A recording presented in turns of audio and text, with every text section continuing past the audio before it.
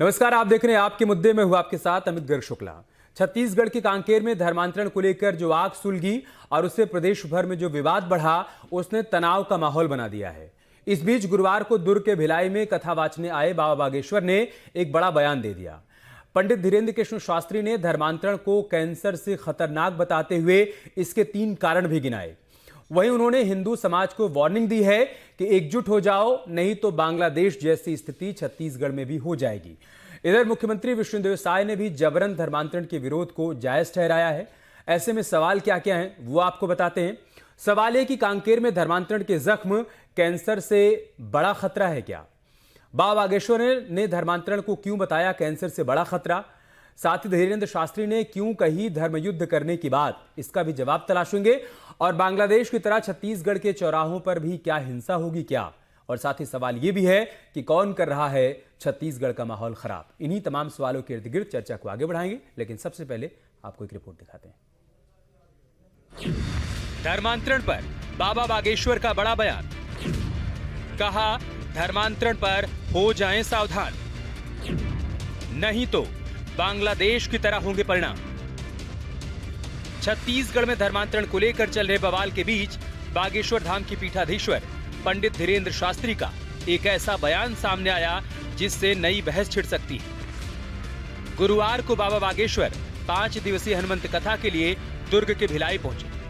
यहां एयरपोर्ट पर उनसे जब छत्तीसगढ़ में धर्मांतरण को लेकर सवाल पूछा गया तो उन्होंने धर्मांतरण को कैंसर से भी अधिक खतरनाक बताया और बढ़ते धर्मांतरण के 3 कारण भी बताए। भारत में कैंसर से ज्यादा खतरनाक मतांतरण और धर्मांतरण है। इसके लिए समस्त सनातनी और हिंदू परंपरा के लोग कार्य कर रहे हैं, हम भी करेंगे। वह एकजुटता जब तक धर्मांतरण के 3 कारण है: अशिक्षा, अंधविश्वास, आर्थिक तंगी। तो जो समृद्ध हिंदू हैं उन्हें तीनों सिद्धांतों से हिंदुओं को पुष्ट करना पड़ेगा। जो बहुत समृद्ध हिंदू हैं, जो निम्न हिंदू है, जिनकी आर्थिक तंगी है, वो धर्मांतरण के प्रति बहुत जल्दी लालच में आ जाते हैं। अशिक्षा यानी जागृति की आवश्यकता है। अंधविश्वास फैलाकर पूजा पाठ के नाम पर वो लोग मतांतरण करवाते हैं। इतना ही नहीं, बाबा बागेश्वर ने छत्तीसगढ़ के हिंदू समाज के लोगों को समय रहते एकजुट रहने की चेतावनी भी दी। पंडित धीरेन्द्र शास्त्री ने कहा कि अगर धर्मांतरण के खिलाफ अभी एकजुट नहीं हुए तो छत्तीसगढ़ का हाल बांग्लादेश की तरह होगा। बाबा बागेश्वर ने कांकेर की हिंसा का जिक्र करते हुए कहा कि इस घटना के बाद हिंदू समाज ने एकजुटता दिखाई। हम भारत में केवल एक संदेशा देना चाहते हैं कि यदि बांग्लादेश जैसी स्थिति आप अपने भारत में नहीं देखना चाहते, यही समय है, सही समय है। अभी नहीं तो कभी नहीं। यदि हिंदू एक आज नहीं हुआ, हिंदू एकजुट नहीं हुआ, तो वो दिन दूर नहीं जब भारत के और छत्तीसगढ़ के चौराहों पर ऐसा जो बांग्लादेश में हुआ वो देखा ना जाए। कांकेर की स्थिति पर भी हम कहना चाहेंगे, जो हुआ अच्छा नहीं हुआ, पर हिंदुओं ने एकता दिखाई, उसके लिए समस्त हिंदुओं को साधुवाद। धर्मांतरण के खिलाफ विरोध को छत्तीसगढ़ के मुख्यमंत्री विष्णुदेव साय ने भी जायज ठहराया, जिसमें उन्होंने पंडित धीरेन्द्र शास्त्री के धर्मांतरण के बताए कारणों का जिक्र करते हुए कहा कि गरीबी, अशिक्षा और प्रलोभन देकर अगर कोई धर्म बदलवाता है तो इसका विरोध होना चाहिए। अब देखिए, धर्मांतरण होना तो ठीक बात नहीं है और हमारा देश धर्मनिरपेक्ष देश है। अपनी इच्छा से अगर कोई धर्म अपनाता है तो उसमें कोई दिक्कत नहीं है, लेकिन अगर किसी की गरीबी का, किसी की अशिक्षा का, किसी को प्रलोभन देके, किसी को गलतफहमी में डाल के अगर धर्म परिवर्तित करा जाता है तो ये कतई उचित नहीं है और इसका विरोध होना चाहिए और यही समाज ने विरोध किया है। धर्मांतरण को लेकर कांकेर में हुई हिंसा और फिर हिंदू संगठनों के प्रदेशव्यापी बंद के बाद छत्तीसगढ़ में अभी तनाव कम नहीं हुआ है। इस बीच बाबा बागेश्वर ने धर्मांतरण के खिलाफ हिंदू समाज की एकजुटता की जो अपील की है, उससे माहौल में क्या बदलाव आएगा, ये देखने वाली बात होगी। Team news state.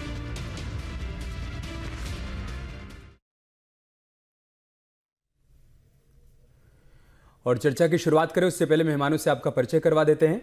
हमारे साथ जयंत वर्मा जी जुड़ चुके हैं, आप वरिष्ठ पत्रकार हैं। साथ ही हमारे साथ स्वामी दिव्यानंद महाराज जी जुड़ चुके हैं, आप हिंदू धर्मगुरु हैं। विकास शर्मा जी हमारे साथ जुड़ चुके हैं, आप प्रदेश प्रवक्ता हैं भारतीय जनता पार्टी के। अभिमन्यु मिश्रा जी हमारे साथ जुड़ चुके हैं, प्रदेश प्रवक्ता हैं कांग्रेस पार्टी के। बहुत स्वागत है आप सभी का इस चर्चा में शामिल होने के लिए। विकास शर्मा जी, मैं शुरुआत आपसे कर रहा हूँ। क्या आप बाबा बागेश्वर के बयान से सहमत हैं? वाकई में छत्तीसगढ़ में धर्मांतरण कैंसर से भी गंभीर बीमारी बन चुकी है, और अगर सहमत हैं तो फिर इसकी दवाई बनाएंगे या फिर बीमारी को लाइलाज होने देंगे? जी नमस्कार जी। देखिए, बाबा बागेश्वर धाम जी के जो वक्तव्य आए हैं आज, मेरी आवाज आ रही है आपको? जी, आपकी आवाज आ रही है, अपनी बात पूरी करिए।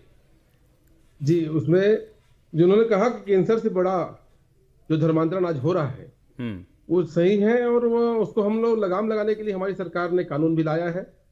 निश्चित तौर पे उसमें हमने सजा का प्रावधान किया है।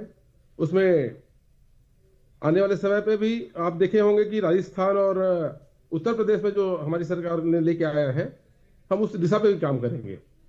नहीं, कहाँ कानून लाए आप? छत्तीसगढ़ में? छत्तीसगढ़ में भी हमने लाया है। अभी इसमें लाए थे हम लोग अभी ने। कहाँ सर, कब ले आए आप छत्तीसगढ़ में धर्मांतरण के खिलाफ कानून? अभी लाने वाले विजय शर्मा जी ने अपना बयान भी दिया था कि ये धर्मांतरण को हम लोग रोकेंगे करके। नहीं, और आगे इसमें कार्रवाई करेंगे। हम इसके लिए ठोस कानून बनाएंगे, ये उनकी तरफ से कहा गया है। ये बात सीएम की तरफ से भी कही गई है, लेकिन ऐसा कानून अभी तक कोई बना नहीं है सर, ऐसा कोई विधेयक आया नहीं। अगर आपकी जानकारी में है, हम लोग को जानकारी नहीं है तो बता दीजिए। नहीं, अभी काम चल रहा है उस पर। अभी अच्छा, अभी काम अगर कोई भी कानून लेके आते हैं हम लोग, तो उसको पहले उसमें क्या उसके दुष्परिणाम आएंगे, क्या आएंगे, उसमें अभी काम चल रहा है अभी। सर, 2 साल हो गए। चुनाव के दौरान आप लोगों की तरफ से हर मंच से ये बात कही गई थी कि भूपेश बघेल की सरकार ने राज्य में धर्मांतरण को बढ़ावा दिया है, बेलगाम कर दिया है, और यही कारण है कि धर्मांतरण के मामले बढ़ते जा रहे हैं। हम सत्ता में, 1 सेकंड सर, सवाल कंप्लीट कर दीजिए। आपने कहा हम सत्ता में आएंगे तो इसके लिए कानून बनाएंगे। आपकी सरकार के कार्यकाल को 2 साल हो गए, आपने रिपोर्ट कार्ड भी पेश कर दिया, सरकार की पीठ भी थपथपा ली। 2 साल बीत गए, इन 2 सालों में कितना आगे बढ़ पाए आप इस दिशा में? इस दिशा पे बिल लाने वाले हैं, विधानसभा में पुटअप होने वाला है। अभी आप देखेंगे कि अभी 4 दिन का भी बजट सत्र चला। अपने को समय नहीं मिल पाया, समय मिलेगा उस पर लाएंगे जरूर। अरे सर, तो सत्र बढ़वा लेते आप। किसने कहा था कि आप 4 दिन का सत्र चलवाइए? आप 8 दिन का सत्र कर लेते, ले आते विधेयक, चर्चा करवाते उस पर। निश्चित तौर पे हम कई दिनों से इस पर डिबेट कर रहे हैं, और कांग्रेस पार्टी के जितने प्रवक्ता जुड़ रहे हैं वो ये बात कह रहे हैं कि सरकार विधेयक लेकर आए, हम समर्थन करेंगे। सरकार विधेयक लेने के लिए तैयार है, बिल ड्राफ्ट तैयार हो रहा है, निश्चित तौर पे हम लेकर के आएंगे। और अभी कांकेर की घटना हुई है, निश्चित तौर पे जो गलत हुई है उस पर कार्रवाई करा भी दें। हमारी सरकार तटस्थ है उस पर लेकर के, क्योंकि विष्णुदेव की सरकार सुशासन की सरकार है। अभिमन्यु मिश्रा जी, आप भी मानते हैं कि धर्मांतरण कैंसर से भी बड़ी बीमारी है और इसका जल्द से जल्द इलाज होना चाहिए, इसके लिए जल्द से जल्द दवाइयां बननी चाहिए, कानून बनना चाहिए? बिल्कुल बननी चाहिए। अभिमन्यु जी, हो गया सर, आपका जवाब आ गया। विकास जी, अभिमन्यु जी। जी नमस्कार आप सभी को। सबसे पहले तो आपके दर्शकों को भी नमस्कार। और देखिए, सबसे पहली बात मैं यही कहना चाहूंगा कि भारतीय जनता पार्टी की सरकार जो है वो कानून लाना नहीं चाहती, या वो चाहती है कि इस मामले को लेकर के टकराव बढ़े। आप देखेंगे, सबसे पहले उन्होंने मुद्दा बनाया इसको चुनाव में। उन्होंने कहा कि हम 60 दिन के अंदर जो है कानून लेके आने वाले हैं। अभी विष्णु देसाई जी की बाइट में सुन रहा था, वो भी ये बात कह रहे थे कि अगर अपने मन से कोई भी जिस धर्म को चाहे अपना सकता है, मान सकता है। ये कहता है आर्टिकल 25 है हमारे संविधान का, धर्म स्वतंत्र विधेयक जो है वो कहता है कि आप किसी भी धर्म को मानने स्वतंत्र हो। लेकिन अगर आपको फोर्सफुली धर्मांतरण कराया जाता है सुपरस्टिशियस माने कुछ अंधविश्वास के जरिए या कुछ प्रलोभन देके, तो वो गलत है, वो अपराध है। ये कानून बने हुए हैं, लेकिन वो कानून कमजोर लगते हैं भारतीय जनता पार्टी को। उसमें और मजबूत कानून की जरूरत है, तो हम उसमें भी चलिए समर्थन करते हैं। हम अभी भी कह रहे हैं कि आप लाइए, हम उसका समर्थन करेंगे। लेकिन ये लेकर के नहीं आ रहे हैं, बस टाल मटोल करते जा रहे हैं। आज 60 दिन की जगह 800 दिन लगभग इनकी सरकार को हो चुके हैं। अब जो स्थिति हुई छत्तीसगढ़ बंद में, रायपुर में जो हुआ, राजनांदगांव में जो हुआ और रायगढ़ में जो हुआ, ये सारी जगहों में जो हुआ, उससे छत्तीसगढ़ की छवि पूरे राष्ट्रीय स्तर पर धूमिल हुई। आप देखेंगे मैग्नेटो मॉल में जाकर लोगों से उनकी जाति धर्म पूछ कर दुकानों में तोड़फोड़ की गई। जो क्रिसमस की वहां पर डेकोरेशन थी उसमें तोड़फोड़ की गई। कई जगह रायपुर में एक शुक्ला जी का पान ठेला तोड़ दिया गया, कुचल दिया गया, सामान लूट लिया गया। एक यादव जी का सब्जी ठेला लूट लिया गया। तो ये सारे जो उन्मादी लोग हैं, ये कौन लोग थे, ये कौन उन्मादी लोग थे जो बंद कराने निकले थे? ये भारतीय जनता पार्टी और उसके अनुषंगिक संगठन के लोग थे, जो लोग इस नाम पे दंगा फसाद कर रहे थे। अब उससे बड़ी समस्या ये कि एक भी गिरफ्तारी नहीं हुई। इतना सब कुछ होने के बाद एक भी गिरफ्तारी क्या हुई? नहीं हुई। पुलिस वाले वहां खड़े होकर देखते रहे, शासन प्रशासन मूकदर्शक बना रहा, ये सब कुछ होता रहा। इसका मतलब सीधे सीधी इसका ये है कि भारतीय जनता पार्टी ये चाहती है कि छत्तीसगढ़ प्रदेश जो है इस आग में जले और इस नाम पर दंगे हो, इसलिए इनको राजनीतिक फायदा मिले। इसलिए ये लोग ना कानून लाना चाहते हैं, केवल इस मामले को लेकर राजनीति करते हैं। इसलिए जो हुआ उसकी हम जो है हमारी पार्टी भरपूर भर्त्सना करती है, भरपूर उसका कड़ा खंडन करती है। विकास शर्मा, इस पर आपका जवाब। शांत प्रदेश में कोई आप इस पर कानून नहीं लाना चाहते हैं, आप सियासत करना चाहते हैं, और छत्तीसगढ़ में जो कुछ हो रहा है, जिस तरीके से तोड़फोड़ हुई, उनका आरोप है कांग्रेस पार्टी का, किसके पीछे आप लोग हैं? मिश्रा जी के बातों से मुझे आपत्ति है। उन्होंने कहा कि बीजेपी के लोग थे, ये हिंदू संगठन के लोग थे, बीजेपी के लोग नहीं थे। इस बात को पहले आप क्लियर कर लीजिए। दूसरा बात यह है कि जो लोगों ने किया है उनके ऊपर कार्रवाई होगी। जिन्होंने जानबूझ करके तोड़फोड़ किया, हो सकता है कांग्रेसी लोग घुस करके किए हों उसमें, तो हम कार्रवाई कराएंगे उस पर, देख जांच करा करके। इसको आप रहने दीजिए। अभी हम लोगों ने लाने का, इसमें सजा का प्रावधान किया है, पहली बार हमने किया है, हमारी सरकार ने की है, चाहे राजस्थान में किया हो या उत्तर प्रदेश में किया हो, और जो छत्तीसगढ़ में भी होगा हमारी सरकार ने किया है। ये कांग्रेस की सरकार ने नहीं किया है। लचीला जो लाया था इसमें, उसको कांग्रेस लोगों ने लाया था, और धर्मांतरण करना चाहती थी कांग्रेस, वो अपने लोगों से बचना चाहती है। इसके पीछे आप विधानसभा चलने नहीं दे रहे हैं, विधानसभा से वॉकआउट कर रहे हैं आप। कभी कभी अभी बोल रहे हैं कि समर्थन करेंगे, आप उस समय क्यों नहीं किए? किसने रोका था आपको? अपने समर्थन देते हैं, आप बोलते हैं कि बिल प्रस्तुत करो करके, हम प्रस्तुत करते। आप भी तो मांग कर सकते थे ना कि 7 दिन चलने दो विधानसभा को, 1 महीने चलने दो करके। अरे वो जब मांग करेंगे तभी आप लेकर आएंगे, क्या विकास शर्मा? मतलब बड़ी हास्यास्पद बात करते हैं। वो मांग करेंगे तभी आप लेकर आएंगे। अरे आपने अब चुनावी घोषणा पत्र में वादा किया था, आपने कहा था कि आप 60 दिन के भीतर लेकर आएंगे। अभी आप इंतजार कर रहे हैं कि वो मांगे तो आप लेकर आए था। तो हमारे पास अभी समय है, हमारी सरकार चले नहीं गई है अभी। ठीक है, अभिमन्यु मिश्रा, आप कुछ कहना चाहते हैं? मैं यही कहना चाहता हूं, इनकी नीयत नहीं है ये सब, इसका कोई कानून लाने की, ना इस पे कोई रोक लगाने की, ना इनका यही है। इनने कहा हिंदू संगठन के लोग थे, अभी माना उन्होंने, भारतीय जनता पार्टी के प्रवक्ता ने उन्होंने माना कि हिंदू संगठन के वो लोग थे जो लोग बंद कराने निकले थे। तो कौन है? विश्व हिंदू परिषद, बजरंग दल। ये इसलिए हमने कहा कि प्रशासन और संघ के द्वारा ये प्रायोजित, पहले जांच होने दीजिए, ये प्रायोजित कार्रवाई होगी। ठीक है, ओके। मैं बाकी मेहमानों को चर्चा में लाऊंगा। स्वामी दिव्यानंद जी महाराज जी, बाबा बागेश्वर का कहना है कि अगर सब कुछ जैसा चल रहा है ऐसा ही चलता रहा तो आने वाले दिनों में छत्तीसगढ़ के हालात बांग्लादेश जैसे हो जाएंगे। सहमत हैं आप इससे? बिल्कुल, देखने को मिल रहा है। हमारा देश भी पीछे नहीं है। और मैं तो ये भी बोलूंगा 2 कदम आगे बढ़ के कि आपने प्रश्न किया था कि रोग को रहने देंगे, इलाज करेंगे या इसकी दवाई देंगे, आवश्यकता पड़ेगी तो ऑपरेशन भी करेंगे। तो इसमें हम पीछे नहीं है, क्योंकि बहुत देखा। नहीं तो ऑपरेशन कौन करेगा सर, आप लोग करेंगे या सरकार करेगी?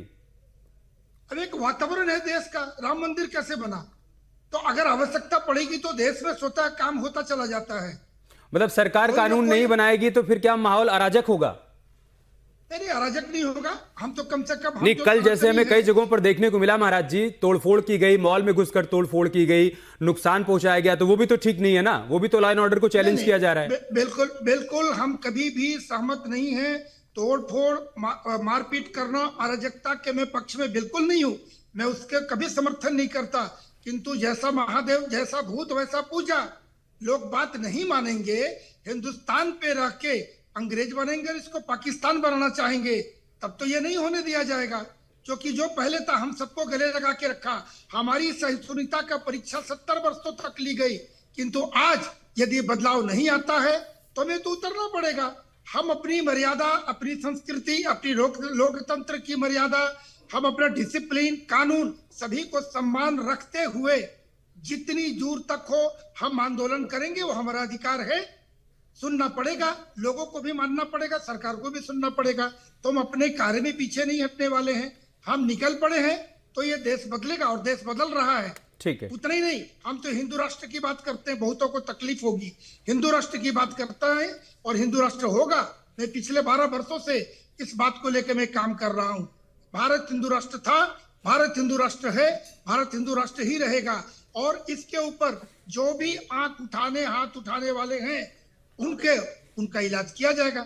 एक समय था कि एक गाल में अगर चाटा मारा जाए तो हमें सिखलाया दूसरा गाल प्रस्तुत करो। नहीं, भारत बदला है। अगर एक हाथ में चाटा मारने की चेष्टा भी करेगा तो भारत घर घुस के मारता है। अब ये भारत वो कमजोर नहीं रहा कि सिर्फ क्रिकेट का खेला बंद कर दो, ये सब तमाशा ड्रामाबाजी अब नहीं चलेगा। अब उसको निपटने के लिए पूरा भारतवर्ष, पूरा हिंदू समाज तैयार है। ठीक है महाराज जी। जयंत वर्मा जी, ये तुष्टीकरण है या ध्रुवीकरण है, क्या किया जा रहा है? मतलब जो लोग सत्ता में हैं और डबल इंजन की सरकार है, अगर आपने आश्वासन दिया था, आपने कहा था कि आप सत्ता में आएंगे, कानून बनाएंगे, तो फिर इंतजार किस बात का किया जा रहा है? केंद्र में भाजपा की सरकार, राज्य में भाजपा की सरकार, आपके कोर एजेंडे में है अवैध धर्मांतरण के खिलाफ कानून बनाना, तो फिर क्यों नहीं हो पा रहा है? क्या ध्रुवीकरण का इंतजार किया जा रहा है, वो कोशिश की जा रही है और उन लोगों को भी मौका दिया जा रहा है जो तुष्टीकरण करना चाहते हैं? देखिए, जो छत्तीसगढ़ का मामला है, तो छत्तीसगढ़ में जो धर्मांतरण का समस्या था वो तो था ईसाई धर्म में आदिवासियों को कन्वर्ट किया जा रहा था। हाँ। और कहते हैं कि अजीत जोगी के जमाने में ये काफी हुआ। परंतु जो बांग्लादेश का उदाहरण दिया जा रहा है, वो मुस्लिम धर्मावलंबी जो लोग हैं वो हिंदुओं पे अत्याचार कर रहे हैं। तो मुझे नहीं लगता कि छत्तीसगढ़ में इतना अधिक इस्लाम में कन्वर्शन हो रहा है। तो ये तो मुझे मतलब ये आम विश्वास नहीं होता है सर। और दूसरा ये है कि जो वीर सावरकर थे, जिन्होंने की मतलब हिंदू धर्म के बारे में अपनी व्याख्या की थी, उनका कहना है कि यदि कोई भी, चाहे वो मुसलमान हो चाहे ईसाई हो, हाँ। यदि अपनी पुण्य भूमि और मातृभूमि दोनों को भारत में मानता है तो वो हिंदू है। और यदि किसी की पुण्य भूमि दूसरी है और मातृभूमि दूसरी भारत है तो फिर वो मतलब हिंदू नहीं है। तो उनका एक बड़ा व्यापक इसका परिभाषा थी। मुझे लगता है कि इसको इस तरीके से देखना पड़ेगा। और जहां तक बांग्लादेश की स्थिति छत्तीसगढ़ में पैदा हो जाएगी, ये कहना भी मुझे बड़ा हास्यास्पद लगता है। ऐसी स्थिति अभी नहीं है। नहीं, उनका आशय ये था कि कांकेर में जो कुछ हुआ वहां पर भी तो ईसाई समुदाय के लोग ही थे, उन्हीं के साथ विवाद हुआ।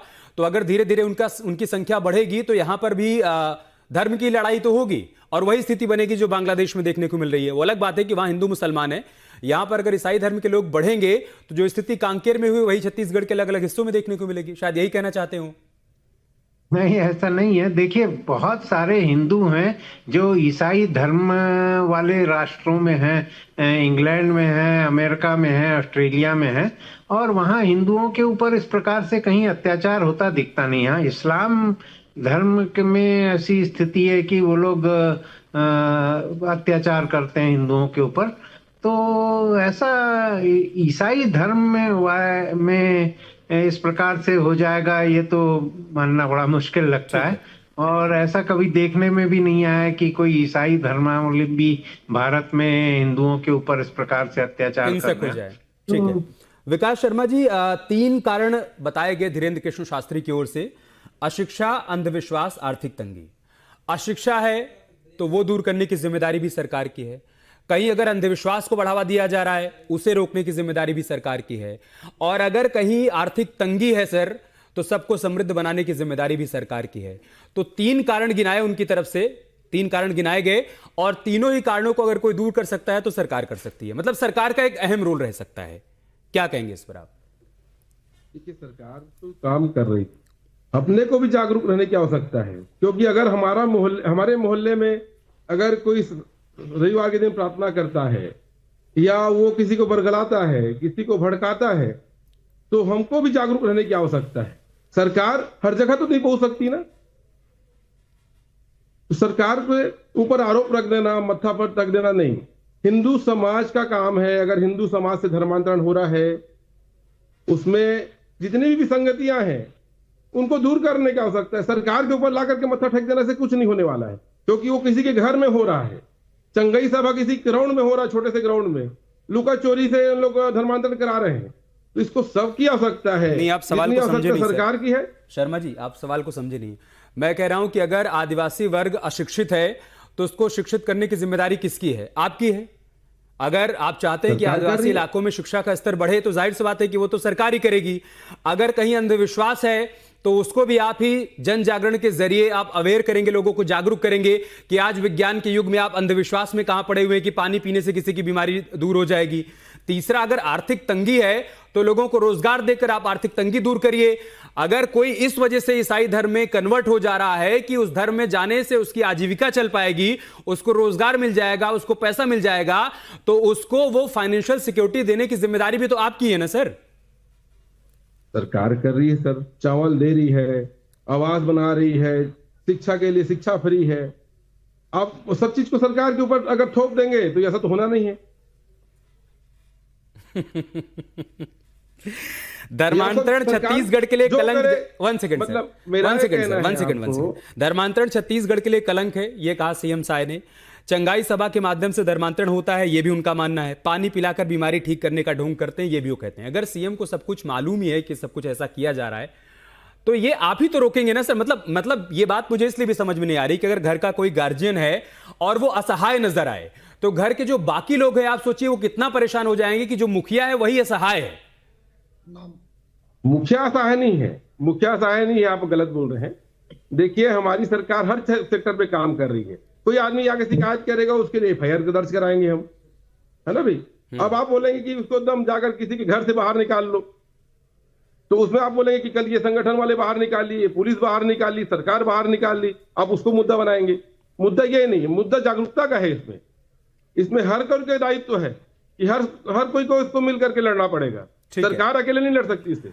अभिमन्यु मिश्रा जी, भारतीय जनता पार्टी का यह कहना है, चुनाव के दौरान भी हर मंच से बीजेपी के नेताओं ने कहा था कि ये बीमारी इतनी बड़ी हो गई है छत्तीसगढ़ में, जब भूपेश बघेल की सरकार थी उन 5 सालों में इतना प्रचार प्रसार हुआ ईसाई धर्म का कि अब उससे लड़ने के लिए एक लंबी लड़ाई लड़नी पड़ेगी हमें। अगर उस पर हमें कंट्रोल पाना है और लोगों को जागरूक करना है, इस कन्वर्जन को रोकना है, तो लड़ाई थोड़ा लंबी चलेगी। मतलब बीमारी को आप इतना बड़ा करके, इतना गंभीर करके गए हैं कि उसके इलाज में समय लग रहा है। देखिए, भारतीय जनता पार्टी की जो वक्त वक्त पे उनके वक्तव्य बदलते जाते हैं। मैंने कैसे बताया, पहले आपने कहा कि 60 दिन में हम ला रहे हैं कानून, ठीक है। अब कहा कि कांग्रेस सरकार ने इतना जटिल कर दिया मामला कि हमको समय लग रहा है।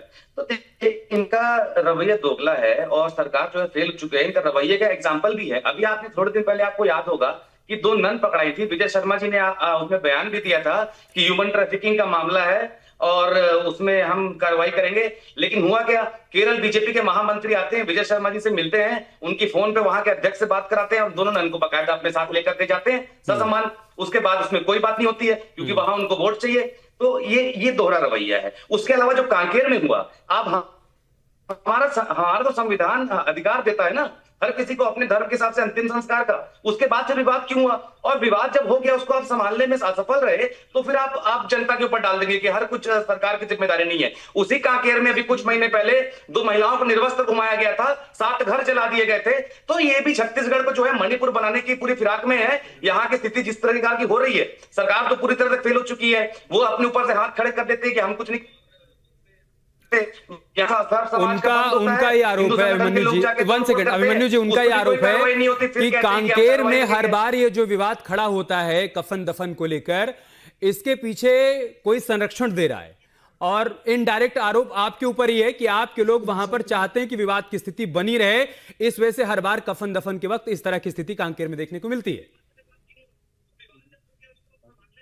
नहीं, देखिए, ये तो आरोप लगाने वाली बात है। ट्रिपल इंजन सरकार का ये लोग दावा करते हैं। अब अगर ट्रिपल इंजन की सरकार होने के बाद भी ये लोग स्थिति को संभाल नहीं पा रहे हैं, अगर स्थिति अराजक हो रही है, कहीं पे दंगा फसाद हो रहा है, कहीं पे लड़ाई झगड़ा हो रहा है, तो ये विफलता किसकी है? सरकार की तो जिम्मेदारी है। उसके बाद अगर आप विपक्ष पे आरोप लगाएंगे कि उनकी जब सरकार थी उस समय ऐसा हो गया, तो ये सारी चीजें कहीं से कहीं तक जो है प्रासंगिक नहीं लगती है। मुझे तो यही लगता है कि ये सब बहानेबाजी है। हमें, हमारी पार्टी को भी ये लगता है कि भारतीय जनता पार्टी केवल बहानेबाजी करना चाहती है और वर्ग संघर्ष की स्थिति जानबूझकर पैदा करना चाहती है ताकि इनको राजनीतिक लाभ मिले, इनको चुनाव में फायदे मिले। ये इसका हल चाहते ही नहीं है। अगर इसका हल ये चाहते तो ये पहले अब वो टोप्पो जी इनके खुद के विधायक हैं, उनसे ये पूछें वो क्रिश्चियन है कि वो आदिवासी है या कन्वर्टेड किस प्रकार से हुए हैं, क्या उनको अवैध धर्मांतरण कराया गया है क्या? तो इस प्रकार की बातें नहीं करना चाहिए। भारतीय जनता पार्टी को हल निकालने पर ध्यान देना चाहिए, ना कि मामले को और पेचीदा बनाने में। जी स्वामी जी, ऐसा तो नहीं है कि रातों रात ये बीमारी पैदा हो गई या फिर बढ़ती चली गई। लंबा समय लिया होगा इस बीमारी ने फलने फूलने के लिए, फैलने के लिए। तब सनातन धर्म के तमाम लोग जो प्रचारक हैं, जिनके ऊपर जिम्मेदारी है सनातन धर्म के संरक्षण की, उसके प्रचार प्रसार की, वो लोग क्या कर रहे थे? छत्तीसगढ़ में जब आदिवासी समुदाय को टारगेट किया जा रहा था, उनके बीच में घुसपैठ की जा रही थी मिशनरियों की तरफ से, तब उस वक्त आप लोग क्या कर रहे थे? क्यों इस बीमारी को बढ़ने दिया गया? देखिए, ऐसा है, मैं राजनीतिक बात तो नहीं करता क्योंकि मैं राजनीतिक पर्सन नहीं हूं, किंतु इतनी बात तो अवश्य है कि एक हिंदू बहुत सहिष्णु है। हमारी सहिष्णुता चलो ठीक है, सबको गले लगा के रखा, किंतु लगा अंदर जो दीमक की तरह काम कर रहे हैं। आप चाहे कश्मीर की बात उठा ले, चाहे कि बहुत दृष्टांत, सैकड़ों दृष्टांत हैं, करते चले गए। किंतु अब हम पिछले कुछ वर्षों से जागृत हुए कि हमें अपना प्रतिकार करना है। अभी भी still we are defensive, we are not at all offensive. तो अब जब हम करवट बदल रहे हैं तो लोगों को तकलीफ हो रही है। अभी तक हमने अत्याचार नहीं किया, ना हम करने वाले। तो ये बरसों की पुरानी बीमारी है, कोई नई बीमारी नहीं है। और हम पहले सिर्फ देख रहे थे सहिष्णुता, क्यों 2-3 घूंट पिलाया गया ना, धर्मनिरपेक्षता का चादर उड़ाया गया, धर्मनिरपेक्षता के नाम पर, भाईचारा के नाम पर, वसुधैव कुटुंबकम, आज भी वसुधैव कुटुंबकम उस मंत्र को आज भी हम साकार करते हैं, अभी भी करते, गले लगा के रखा। धर्मनिरपेक्षता का ठेका सिर्फ हमने लेके रखा है क्या? बाकी लोग कहाँ हैं? बाकी लोग सरतन से जुदा, और देखिए प्लास्टिक की पूजा और तरह तरह की बात कर रहे हैं, उनके लिए नहीं है। तो धर्मनिरपेक्षता रह गई, भाईचारा रह गया, हम चारा बन के रह गए।